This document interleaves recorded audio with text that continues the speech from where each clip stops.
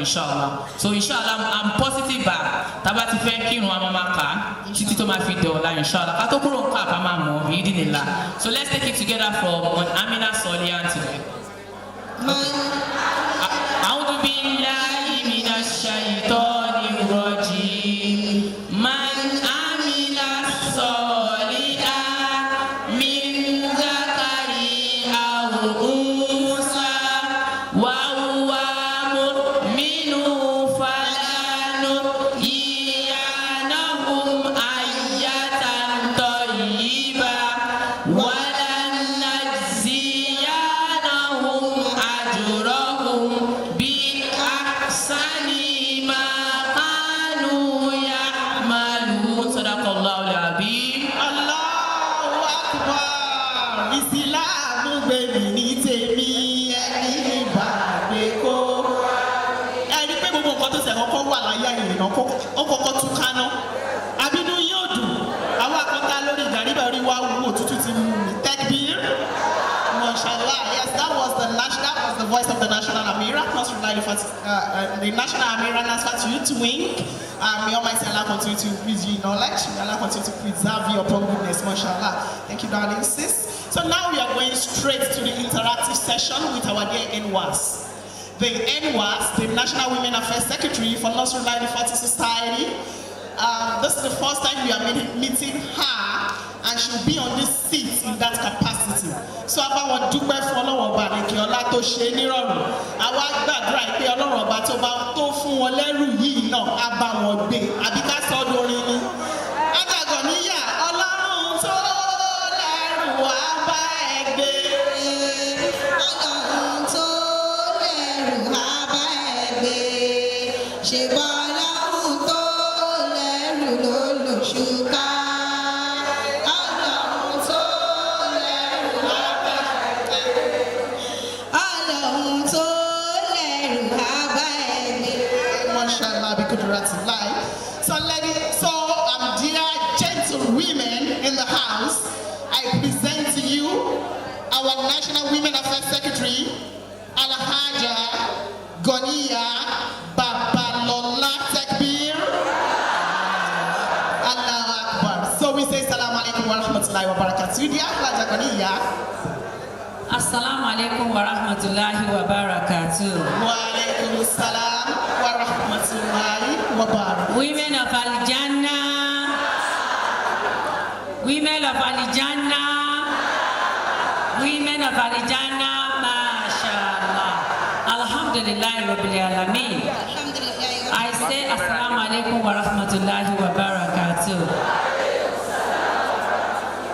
Alhamdulillah Rabbil Alameen.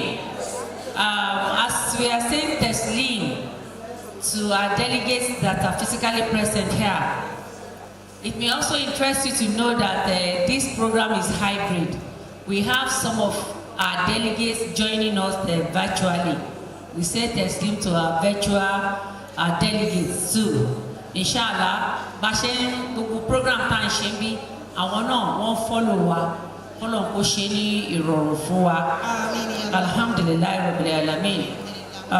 Zonal Women Affairs Secretaries here present, all the National Women Management Committee from the headquarters and the zones, my esteemed women of Al-Jannah, I say Assalamu alaikum wa rahmatullahi wa barakatuh. Wa alaikum assalam wa rahmatullahi wa barakatuh. Once again, I welcome you all to NASFAT Biennial Women Conference. And I will welcome you to this program with Allah's Rahmah. May Allah subhanahu wa ta'ala continue to be with each and every one of us. What we are going to do tonight is not going to take much time. You must have been listening to it before. I also want to listen to you. It's unfortunate we didn't start on time, but nonetheless, whatever it is we can do, we will try our best. And we believe Allah subhanahu wa ta'ala will take charge of everything. Gbogbo ẹ̀yin tí ẹ wà níkàlẹ̀ amama àtòyìnbó àti Yorùbá òun la máa jọ̀pọ̀ mọ́ ara wọn. Ẹ wo aṣọ tí mo wọ̀ yí ara mi ni kẹ́ wò. It is being produced by Tafsan Tours and Travels. Tafsan Investment Limited àfisùn mọ́kàtúnṣá. You can see women conference mo mọ̀ pé ẹ̀ nífẹ̀ẹ́ lọ́lé láì mú wọn dání ara mi ní kẹ́ wò ọlọ́run á ṣe ní rọrùn may Allah subhanahu wa ta'ala continue to bless you more than you imagine la hawla wala quwwata illa billahil aliyyil azim. We have some other beautiful items at their stand there ẹ má lọlé láì mú nǹkan lọ. Ní àwọn ọ̀rọ̀ tí a fẹ́ sọ. The COC chairperson has touched on some areas. We still need to talk about some of them. At least it will be something for you to take home. Because I want to use this opportunity to appreciate all the zonal women affairs secretary, all the branch women affairs secretary, all the women affairs secretaries in the zone, and every member of NASFAT Women's Wing. Wallahi, you are awesome. I said it the other time before we have this much crowd that we never expected that we're going to have up to 400 delegates for this program. But here we are. We are close to 1,000 delegates. So, Alhamdulillah, Allah subhanahu wa ta'ala will continue to be with you. There are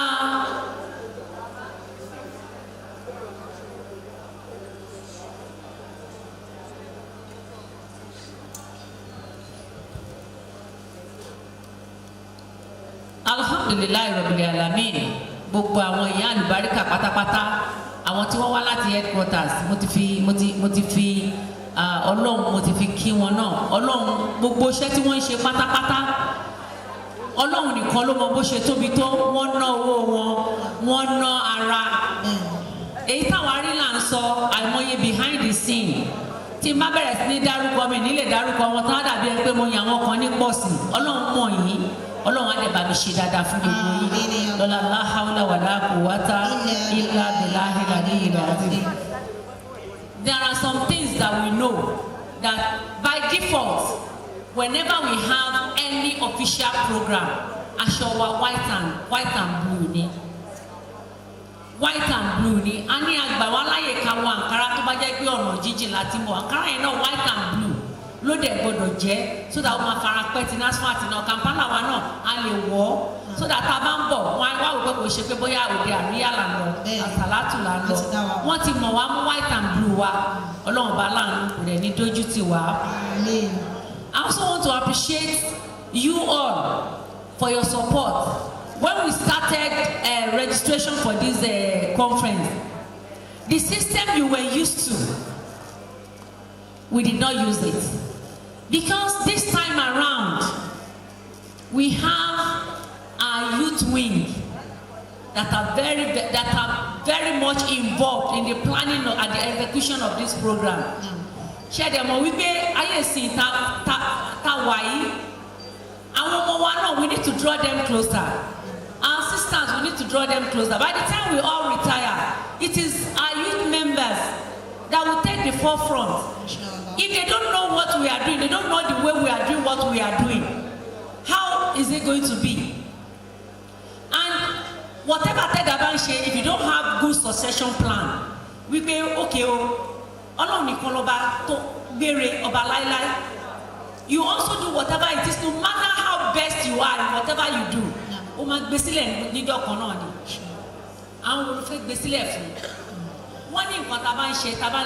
it will go into extinction.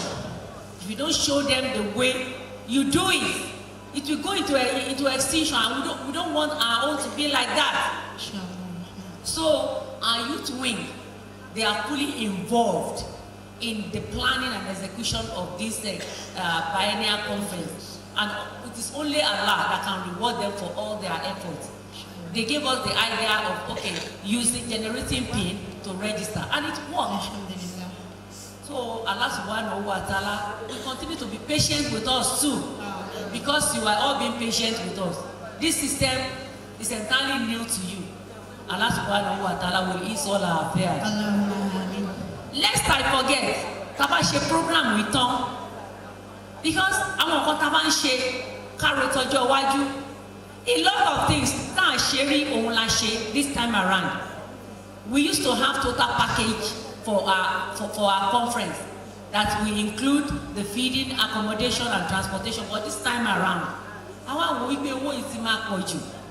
if you could recollect, the first conference fee that we announced was 45,000 naira. But people were saying, in this present economic situation, how are we going to go about it and all that? So we went back to the drawing board. We consulted our elders. We consulted our leaders. But how do we go about it? We have to step some things down. One of it is the conference bag. Some people said, we have a lot of bags. I want your bag. Hey, where your bag? And we did. But nítorí pé Ọlọ́run ọba láàánú ni. Alternative bank, the alternative bank, wọ́n wá dìde fáwọn máa sponsor báàgì. Kí Ọlọ́run kó máa bá wa wà pẹ̀lú wọn, iléeṣẹ́ wọn kó máa jóná. Mo ti sọ pé gbogbo wa ká múra láti open account. Àwọn account tá open tá gba interest lórí ẹ̀ tàbí tí wọ́n yọ interest lórí ẹ̀ kò bá súná mú o. Ọlọ́run á ṣe ní rọrùn fún wa. Ẹ jẹ́ ká gbìyànjú ká open account. Bó ṣe savings account, let's open for our children. Ọlọ́run á ṣe dáadáa fún wa. So àwa gbé owó yẹn a gbé sí 35 a ní pé ẹ máa jẹun bí abẹ́ ẹ̀rọ Ọlọ́run. Èèyàn kan dìde ó sọ wípé tẹ́ bá ti ń dé àwọn rẹ́dì láti gbé oúnjẹ tẹ́ máa jẹ nígbà tẹ́ tá a dé. Ṣùgbọ́n Ọlọ́run lọ́lọ́run. Something now crop up tó jẹ́ wípé ìyẹn wà delay. That was the reason why you did not see the vendors don't ta oúnjẹ, because that was what we promised you. We cannot bring you down here to come and pé kẹwàá lálàṣí. That was the reason why I told you the other time. Tí ẹ̀dá tó bá ti gbà fọlọ́run láyé Ọlọ́run máa tó. My sister said that we should be women of Alhamdulillah. Ẹ jẹ́ ká máa dúpẹ́ fọlọ́run, because Allah knows best. We will never go all out to suffer you. What are we going to gain by doing that? No. But when you plan to do something and it turns out the other way, Ọlọ́run fi hàn wá wípé ẹlẹ́ran ara ni wá nìyẹn. Òun nìkan dẹ̀ lọ́ba tó perfect, tó jẹ́ wípé a lè fi mistake ìròyìn ẹ̀ rárá. So when we make mistakes, we apologize. Ẹ foríjì wá. Ní any discomfort ẹ bá ní lẹ́ni ẹ foríjì wá. But be rest assured pé ẹ gbà fọlọ́run látara pé bóyá àwọn mistake kọ̀ọ̀kan a ṣe. Ẹ̀dẹ̀ gbébinú mi, orí dáadáa Ọlọ́run á bá mi ṣe fún mi. Lọ́la láhàúlà wà láàkó wátá ilá bìláhì làlí ilẹ̀ àti. Tomorrow, inshallah, everything is going to be all right. Ìjà láhàúlà wà láàkó wátá. The program wa ó máa bẹ̀rẹ̀ ní 9 o'clock. So ó bẹ́tà ká máa tètè kúrò ní hòtẹ́ẹ̀lì. Tá a bá ti wẹ̀ tán, tá a kírun, ẹ jẹ́ ká máa bọ̀ sí hall. Since we are going to have our breakfast here, unless you make another arrangement for yourself. So ẹ jẹ́ ká tètè máa débí. And wọ́n ní kí n gbé sí yín létí pé àwọn tí wọ́n bá tètè ń dé venue yìí, nǹkan wà kan ti prepare fún wọn. Inshallah. So Ọlọ́run á ṣe é ní rọrùn. I was saying the other time that some of the things we are experimenting here, àwọn nǹkan tá a dánwò yìí, wípé ká yọ owó conference, ká yọ owó oúnjẹ kúrò, ká yọ owó mọ́tò kúrò, ká yọ owó hòtẹ́ẹ̀lì kúrò. Àti gbogbo program yẹn at the end of the day tá a bá ṣe tán, a fẹ́ mọ ibo la kù sí. Èwo la ṣe dáadáa? Èwo ló kù díẹ̀ káàtó? Èwo ló jẹ́ pé à ń láti tún ṣe?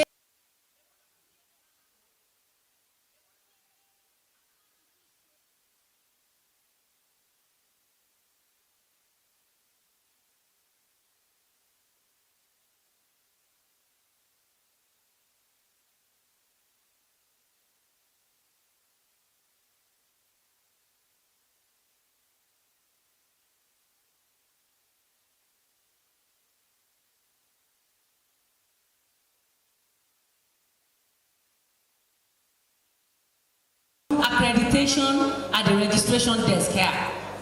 We wouldn't want a situation whereby somebody will say, I was at the conference. When you get here, you sign that you are actually here. And our registration slip will capture that. Tabatinde, ẹ jẹ́ ká máa sign. Ọlọ́run á ṣe èèyàn náà, Ọlọ́run á ṣe ní a ṣe nírọ̀rùn fún wa lọ́la láhàólà wàlà kùwátà. Throughout this program, our uniform is going to be white and blue. White and blue. Allah will make it easy for us. I am not going to go through all the programs because we are going to unveil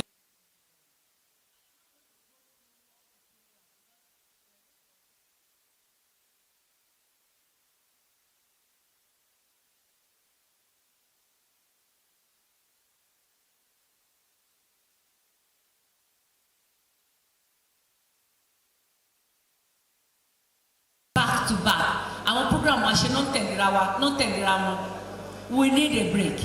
So inshallah, we are looking at November for annual Women's Week program. So hold that one. November, inshallah. Now, another one is whatever it is. I believe you are all here. You are seeing me physically. Some zones are not even.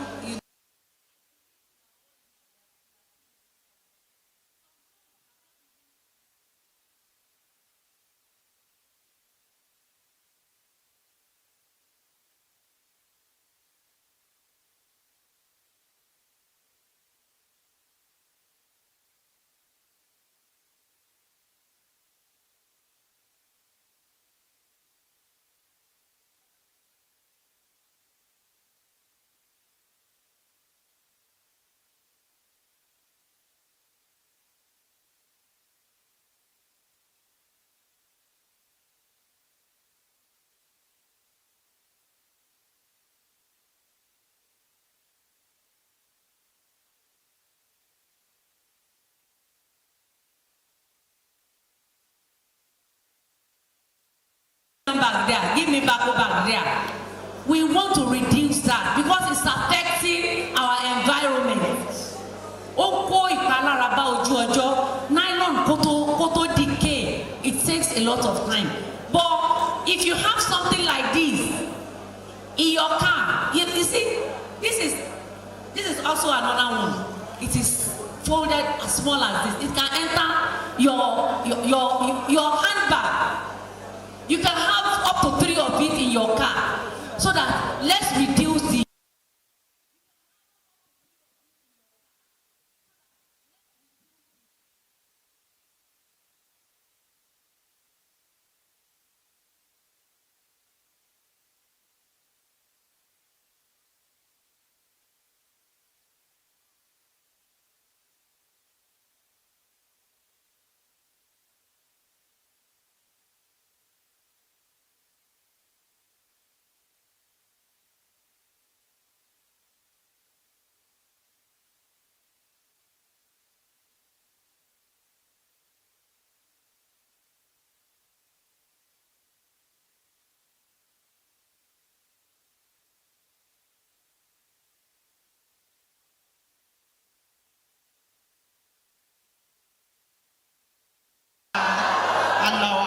so wọ́n ní mo ebi ni mo ti lọ bá wọn pé kọ́ máa bẹ̀ tán nítorí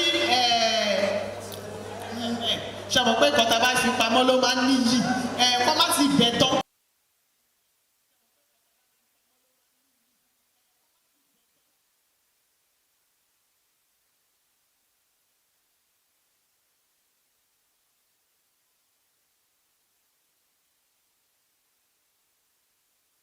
Kẹ́ máa enjoy ẹ̀ bẹ́ẹ̀ yẹn jásàkùn lọ́tọ̀ báyìí kẹ́kẹ́ sọ jásàkùn náà kẹ́ra fún gbogbo planning committee pátápátá ẹ ṣe gan àdúpẹ́ àmọ́ lórí àwọn àmọ́ bí ìlú ṣe rí we really appreciate pẹ̀lú iṣẹ́ takuntakun tẹ̀ tí ń ṣe so ní báyìí máa fẹ́ kí I would like us to ask our questions because we called this session interactive session so that wọ́n máa sọ̀rọ̀ àwa náà máa fún wọlé sí. nínú àwọn ìbéèrè tẹ́yìn gan bá rẹ̀ pọ̀ tẹ́.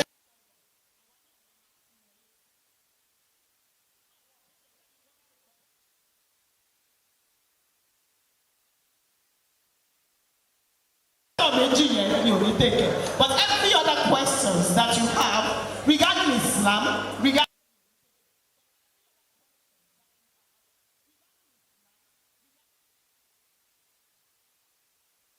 tó ti rú wa lójú àwọn nǹkan tó ti rú wa lójú tipẹ́tipẹ́ tí a ti fẹ́ máa béèrè ṣùgbọ́n tí a láǹfààní opportunity ló délẹ̀ tí àwọn National Women Affairs Secretaries lọ.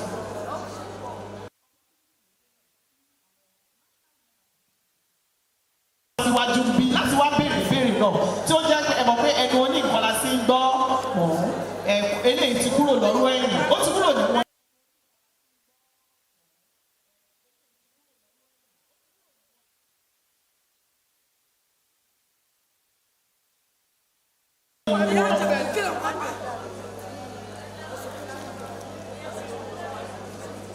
So ẹ lè béèrè àwọn béèrè yìí àwọn sisters wa ti lọ láàrin rẹ̀ láti fi àwọn tó fẹ́ béèrè béèrè ẹni tí wọ́n bá ti fún ní number 1 kó máa bọ̀ so that a lè ṣe ní kọ́mọ́kóbó a dẹ̀ tún máa ṣe unveiling of our program right now. Then mama wa ní àwọn máa bẹ̀rẹ̀ unveiling pẹ̀lú ògbóná bísílà. Some of the things that are also in the bag is this water bottle. Ẹlòmíì máa wọ pé water bottle ṣọ́mọléèwé tún ni wá ni. Look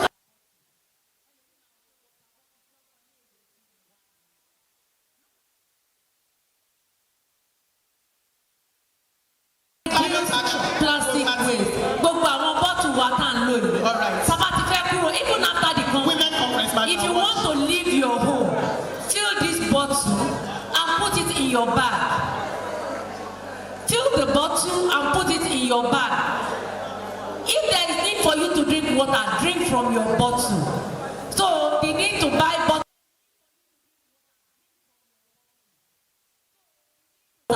And you can fill from your water dispenser. May Allah subhanahu wa ta'ala continue to ease all our affairs. Let's make good use of it.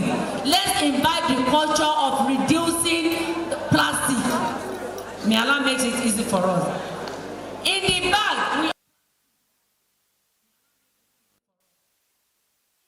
administrative guidelines. Some of you have it before. Some don't have.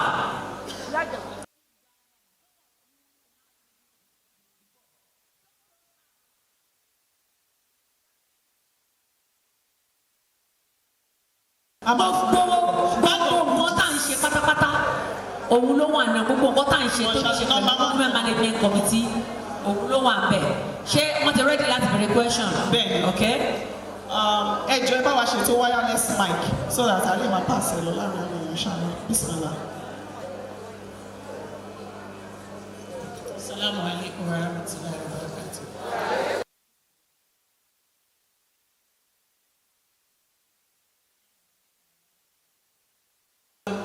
My question is this. We've been speaking English, we've been speaking Yoruba, and we have people from Francophone areas. What are we going to do? Or what do we have in plan? You know, whether we even have people with hearing issues. What are we doing to resolve this? One. Then the second thing, this one is an observation.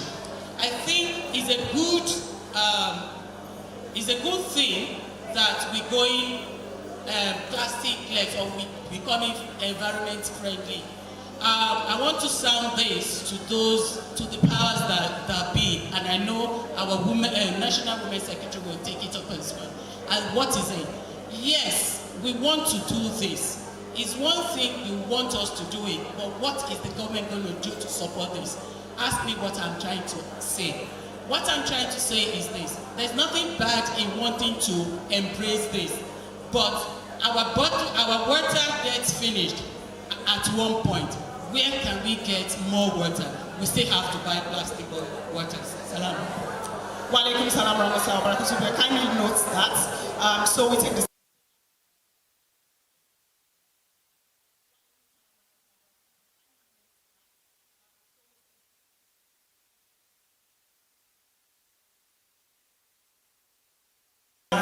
Nasrullah Al-Fatih Society is the global.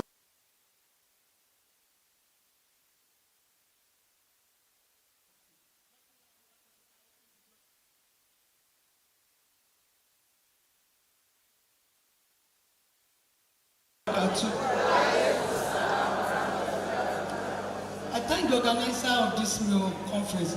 I was going to conference. I even went to Porto, but when they started now, with what our mama is saying for all that, the bag and many things are there.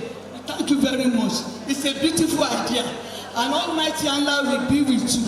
And I think we are going to continue. I know this program is 2 years. It's not yearly. By the grace of God, by 2027, it's going to be more than this. I wish you good luck. Almighty Allah be with you and all the women in Abidjan. Thank you very much. Thank you, Bobo.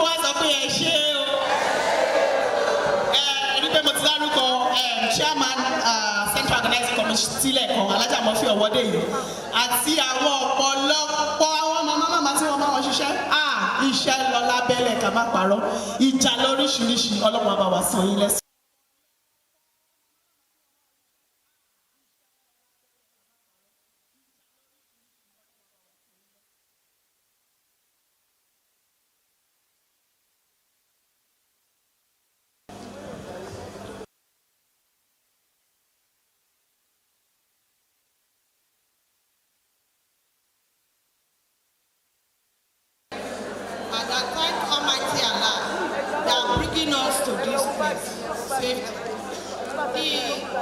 What I want to complain is that every time we go to program, like many people in midst of us, because this Asalati is in different places. It's not only Yoruba. Like me studying here, I came from South Zone, Amuchi, precisely, that I came from. When they are speaking Yoruba, we don't hear what they are saying. So please, I want them to amend it. They will speak English and they speak Yoruba so that we will go home here with something that we hold in our heart.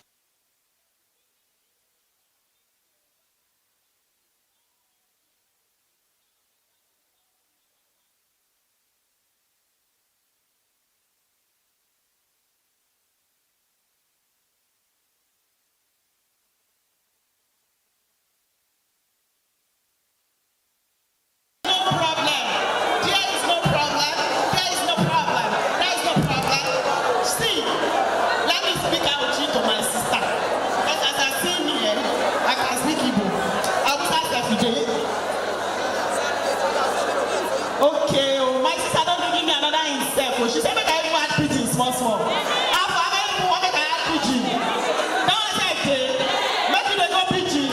For the NASFAT program, people say what they do, also they speak preaching for NASFAT program. Now international organization.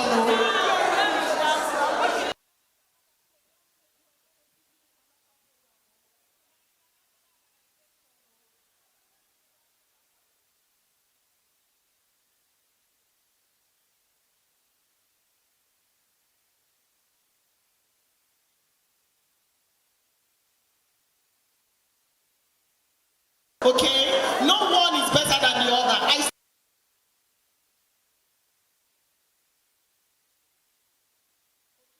Islamic organization, and Islam is across the world. The Prophet Muhammad Rasulullah was sent to who? Mankind, everyone across the world. So we are representing the whole world. So it is not because anyone is better than the other. We apologize, and we are going to take to a lot of corrections. But I tell you that.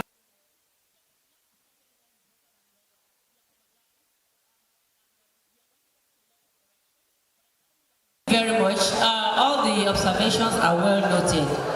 For those that are from the Francophone countries, majority of them actually speak Yoruba.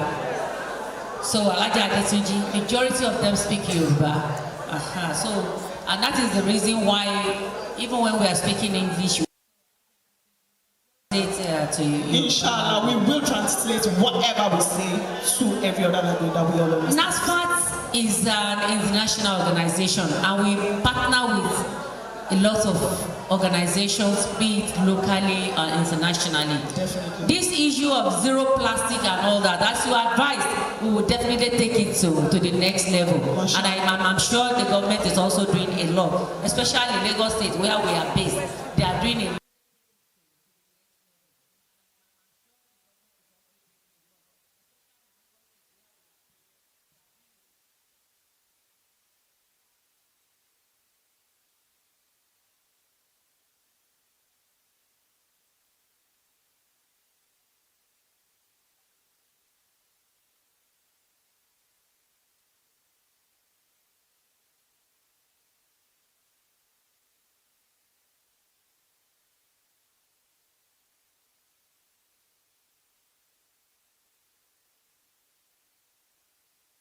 for us. As women, we should shun the Asoebi syndrome. Whenever we have any outing, you see, we always look very beautiful in our white and royal blue. Whenever we have any program that has to do with other Islamic organizations, at times they'll say, "Nasa, come and sit in front. Your white and blue is always very beautiful." So people are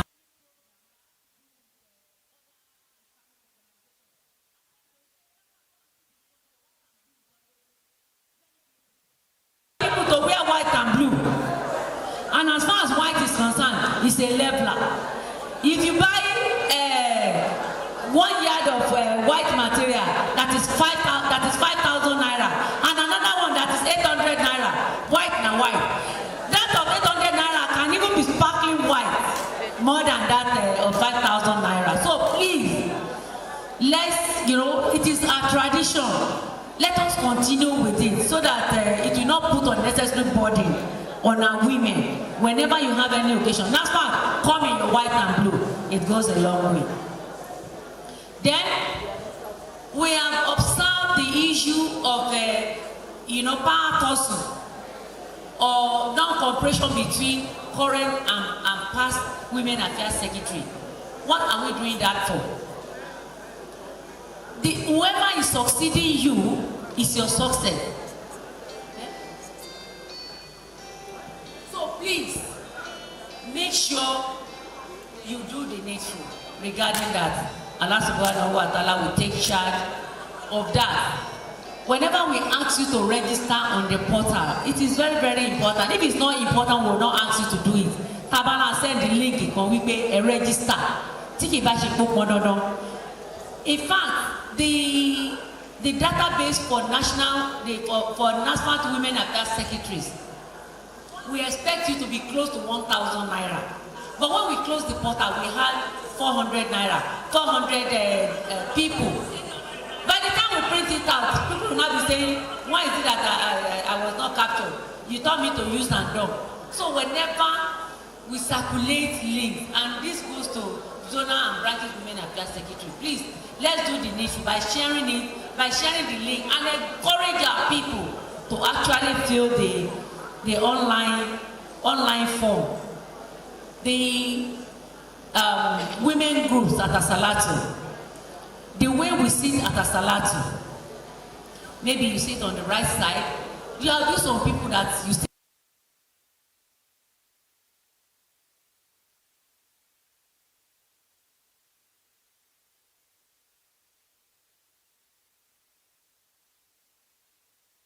we also do it. Then in the mosque, let us avoid making noise. They complain about this a lot.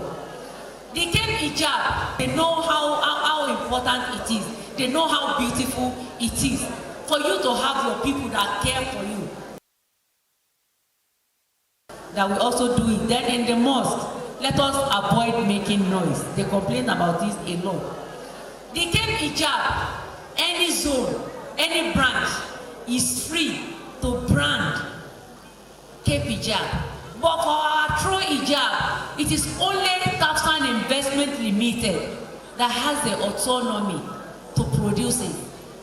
If you have any occasion in your branch or zone and you realize that the hijab you would like your women to wear, majority don't have the current hijab, they don't have the current iboro. You can go to the market, but don't brand them NASFAT. Even if they are white and blue, they are okay. But don't put NASFAT. So please, let us comply with all this. We cannot say everything that I have here, but I can assure you, whatever it is you want to know regarding our affairs, regarding this program, regarding some other things, wallahi, I am all for you. I pray that Almighty Allah will continue to be with each and every one of us and take charge of all our affairs. Subhana rabbika.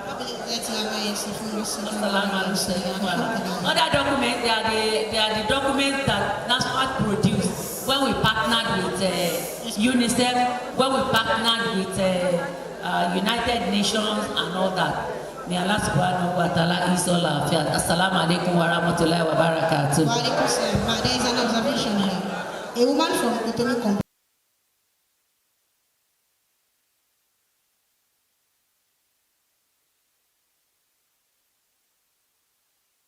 Quran is translated in French. We are not lazy. NASFAT is not lazy, so we will work on it, inshallah. Noted. I will need us to, whenever we log on,